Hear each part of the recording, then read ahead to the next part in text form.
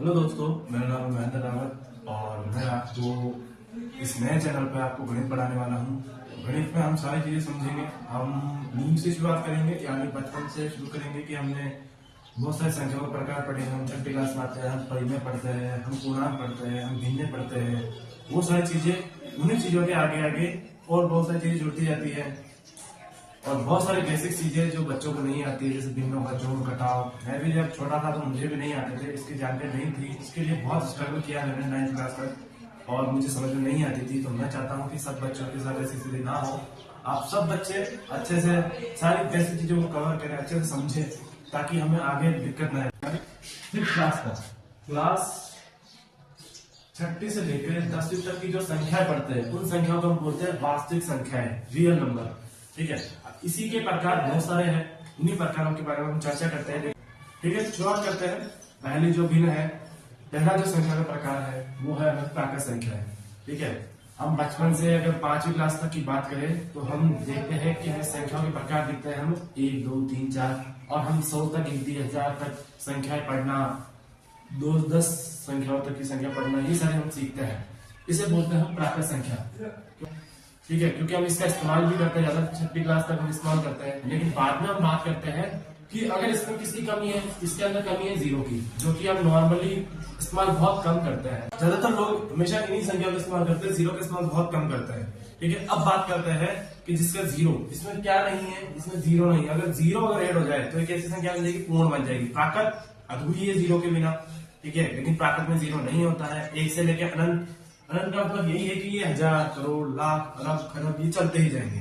ठीक है, और रोक नहीं सकते जितना, क्योंकि ये अनंत है, गिनते हम अनंत तक लेके जा सकते हैं हम। ठीक है, अब दूसरा प्रकार की बात करें पूर्ण संख्या। अगर इस प्राकृत संख्या में अगर 0 शामिल कर दे तो जो संख्या का प्रकार बनेगा उसे हम बोलते हैं पूर्ण संख्या, क्योंकि कौन हो जाएगी। ठीक है, अब इसमें भी सिर्फ 0 है, बाकी सारी वही संख्या है, प्राकृत संख्या। इसके वजह से फॉर्म में भी लिखवाया है कि हम प्राकृत संख्याओं में अगर 0 प्लस कर दे तो क्या संख्या बन जाएगी, वो पूर्ण संख्याओं का प्रकार बन जाएगा। अब हम आगे की बात करते हैं, जैसे हम बोलते हैं पूर्णांक। पूर्णांक पूर्ण संख्याओं का रूप है, लेकिन वो दो तरफा चलता है। माइनस ऋणात्मक की तरफ भी चलता है और धनात्मक की तरफ भी चलता है।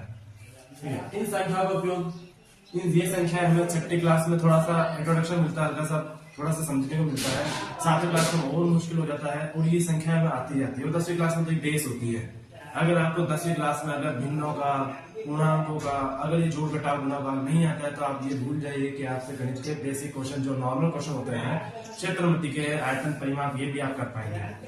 अब हम आगे बात करते हैं पूर्णांक। पूर्णांक का बहुत जगह इस्तेमाल हमने देखते हैं कि पूर्णांक तापमान के लिए भी ऋणात्मक संख्याओं का इस्तेमाल किया जाता है। कई कई बिल्डिंगें, जो अंडरग्राउंड बिल्डिंग होती है, उनमें भी नीचे के फ्लोरों के लिए भी ऋणात्मक संख्याओं का इस्तेमाल किया जाता है। और बहुत सारी ऐसी स्थितियां हैं जहाँ पर माइनस संख्याओं का भी उपयोग किया जाता है।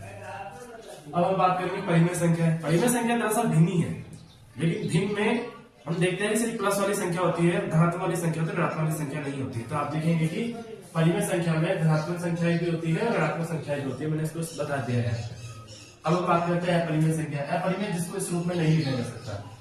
ठीक है, जैसे √3, ठीक है, √5, 22/7, ये पाई आपने पढ़ लिया होगा। ये पाई जो होता है 22/7 होता है। ठीक है, इसको लिख देते हैं, लेकिन इसका कोई निश्चित मान नहीं है। इसका निश्चित मान नहीं है। इसका मतलब है कि अगर मैं 7 में अगर 22 में अगर 7 का अगर मैं भाग देने चलूं तो इसका मान मुझे निश्चित मान नहीं मिलता है। ये चलता ही आता है, ये रुकता ही नहीं है कभी। आप देखेंगे कि इसका मान आएगा 3.14 और अगर आगे मैं करने की कोशिश करूंगा 7, 3, 30, 2 बचा 20, वापस 2 बार में 14। ठीक है, और हम आगे अगर करने की कोशिश करेंगे तो ऐसे चलता ही रहेगा। आप देखेंगे कि ये इसका मान निश्चित नहीं है। तो जो निश्चित नहीं है मतलब पी और क्यू का मान इसमें पी और क्यू के रूप में हम नहीं लिख सकते। इसका मतलब है कि ये क्या संख्या है, अपरिमेय संख्या है। हम अपरिमेय संख्या का 10वीं तक ज्यादा डिटेल से इसका नहीं पढ़ेंगे और न ही इसका ज्यादा डिटेल से पूछा जाता है। हमें सिर्फ वर्ग और वर्गमूल 8वीं क्लास में जरूर आता है, उसको हमें नॉर्मल तरीके से हम कर सकते हैं। तो आपने देखा, मैंने आपको संख्या का प्रकार बताया। वापस एक बार रिवीजन कर लेते हैं। पहली संख्या कौन सी है, प्राकृत, जो कि 1 से शुरू होती है और लाखों, करोड़ों, अरबों तक जाती है। दूसरे में देखा कि उसमें 0 नहीं था प्राकृत संख्या में, उसे n से शो करते हैं। n से हमेशा n दिखा देते हैं कि x बराबर n। अब हम बात करते हैं पूर्ण संख्या, जिसमें 0 भी जुड़ जाता है। तो 0 जुड़ जाएगा तो वो हमारी पूर्ण संख्या आ जाएगी। अब हमारी पूर्णांक संख्या। पूर्णांक संख्या कहते हैं ऋणात्मक भी रहती है, धनात्मक भी रहता है, बीच में रहता है 0। अब हम आते हैं परिमेय जो भिन्न है, लेकिन धनात्मक और ऋणात्मक संख्या दोनों शामिल होती है, भिन्न धनात्मक भी होती है, ऋणात्मक भी होती है। अब हम बात करेंगे परिमेय।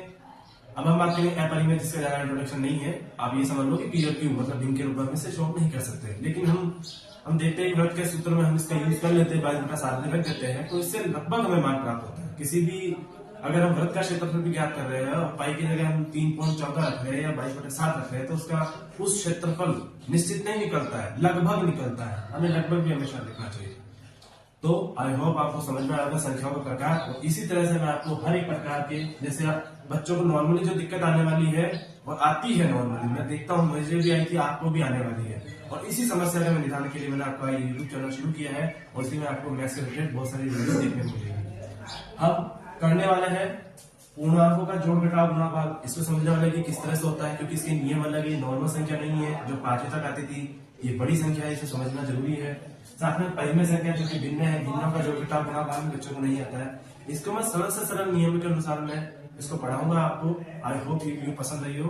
अगर पसंद है तो मेरे चैनल को सब्सक्राइब, वीडियो को लाइक और शेयर जरूर करें। धन्यवाद।